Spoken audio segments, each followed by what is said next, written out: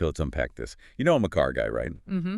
And lately, everything seems to be pointing towards electric. It certainly feels that way. Yeah, we got this really interesting Calpurnia News piece here looking at the real state of the U.S. EV market, sales figures, who's up, who's down. Right, getting past the headlines. Exactly. So our mission today is, well, simple. Understand what's actually shifting out there for you, the listener. And maybe convince me to finally sell my classic. Hey, I didn't say classic, I said gas guzzler. Just kidding. Mostly. Okay, well, what's really striking in this data is just how fast things are changing. It's really not just one dominant player anymore. Totally. The numbers make that pretty clear, don't they? U.S. EV sales jumped, 11.4% in Q1 2025 compared to last year? That's huge. Almost 300,000 EVs. Right. And making up 7.5% of all new car sales. That's definitely a trend, not just a blip.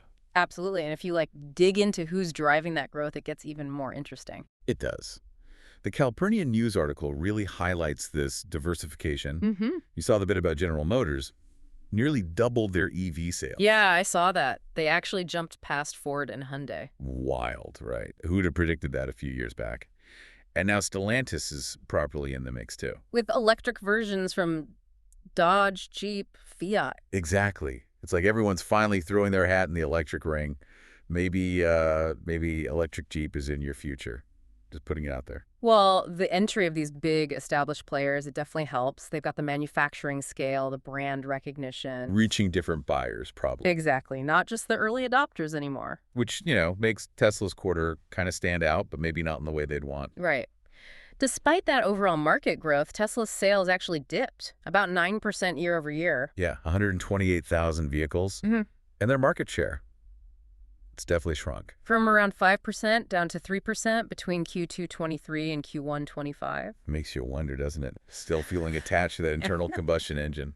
My attachment is purely historical at this point, but the article does hint at reasons for Tesla. Yeah, like what? Well, it suggests maybe their product strategy needs a bit of an update, even with the Cybertruck finally rolling out and the refreshed Model Y. Just so much more competition now. That seems to be the main thing. Consumers just have way more choice. No kidding. GM and Ford are talking about, dozens of new EV models coming soon. And you can't forget Audi, Honda, Porsche, Hyundai, and Kia are putting out really strong contenders, too. It is getting fierce out there. Maybe that electric Porsche is calling your name instead. Let's stick to the data for now. The Bank of America forecast really highlights this shift. Oh, yeah, the market share predictions. They see Tesla potentially dropping to around 11% share by the end of this year. While GM and Ford could each hit maybe 15%. That's the prediction. It would be a massive shakeup if it plays out like that. It really shows how dynamic things are. Yeah. But it's not all smooth sailing, is it? No, the article brings up some real potential headwinds.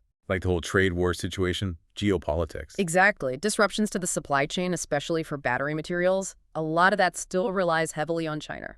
That could definitely throw a wrench in things. And then there's the policy side, the potential, elimination of the federal tax credits for EVs. Right. If the Trump administration were to push that through, that could really hit demand. It adds a pretty big layer of uncertainty for sure.